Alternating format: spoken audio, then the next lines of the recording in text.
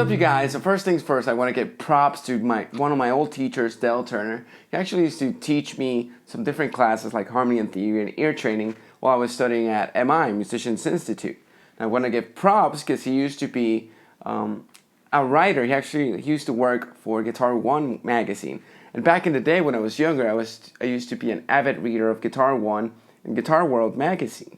Now, this is a lesson that he actually didn't teach me personally. I read it through one of his articles. I remember it left a pretty big impact because as soon as I applied the information, it did really sound a lot like what John Frusciante did with the Red Hot Chili Peppers. So thanks a lot for the amazing lessons, Dale. Now on to the actual lesson. It's about this one very specific interval that does sound a lot like what John Frusciante likes to do.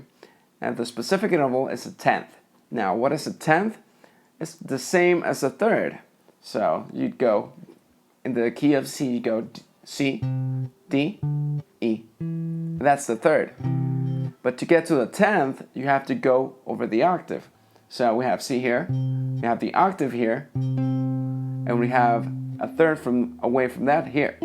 So that would be a tenth. Why is it a tenth? Because you go 1, 2, 3, 4, 5, 6, 7, 8, 9, 10. And you can listen to that type of sound in a bunch of different Red Hot Chili Peppers types of songs. Now you got to be careful when applying this, because in this case it's a major tenth interval. But you have to be careful with the actual diatonic applications of this specific interval. Now, let's say we're in the key of C. The actual example at the beginning of the video is in the key of C. And let's talk a little bit about the harmonized scale. Now, the harmonized scale is just the 7 different chords that come or stem from the major scale. Now, for the 1 chord, you get a major or major 7 chord. I like to use both triads and 7th chords. So for the 1 chord, it's just a major or major 7 chord. The 2 chord is a minor or minor 7 chord. The 3 chord is a minor or minor 7 chord. The 4 chord is a major or major 7 chord. The 5 chord is a major or dominant chord, dominant 7 chord. The 6 chord is a minor or minor 7 chord. And the 7 chord is a diminished or minor 7 flat 5 chord.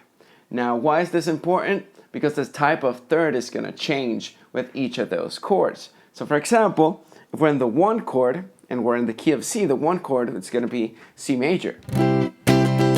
Now, C major or a major chord has a major third.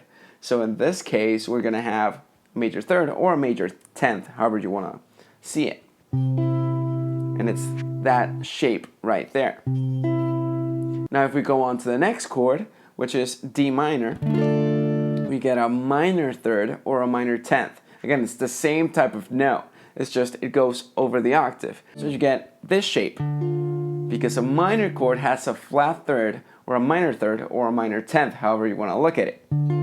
So already we have these 2 different shapes. You have this one, you have this one. Now, going back to the 3rd chord, the 3rd chord is E minor.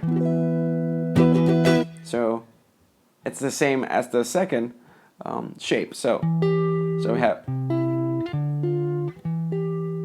go up to the F, which is an F major.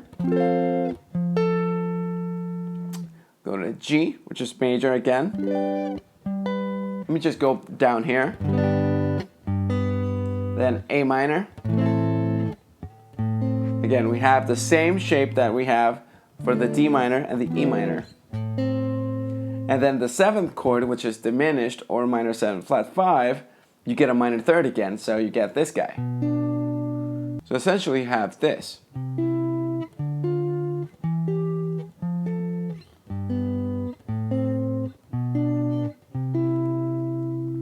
Now, once you've figured out which chords have which type of thirds or tenths in this case, then you can start applying it to different progressions. Now, the actual chord progression at the beginning of the video is C major, A minor, and G. So you have. Now the second half is just C major, E minor, F, and D minor. So we would have these types of shapes.